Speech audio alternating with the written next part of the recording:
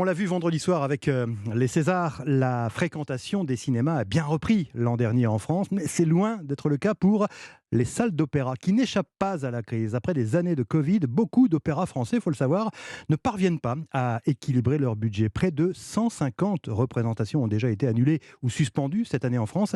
Et c'est notamment le cas de l'Opéra national du Rhin. Les précisions avec notre correspondante à Strasbourg, Mélina Fachin.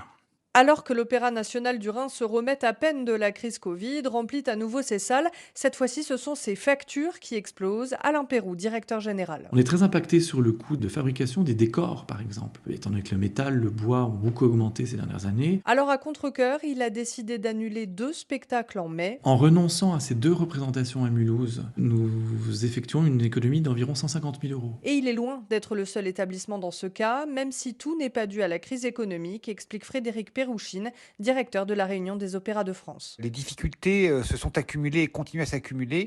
L'augmentation des salaires sur des maisons avec beaucoup de salariés comme le sont les opéras, une augmentation même moindre des salaires a un impact important sur le budget global. Quant aux subventions, elles sont au mieux stagnantes, au pire décroissantes. Il invite donc tous les acteurs de la culture à se mettre autour de la table, à réfléchir à des solutions.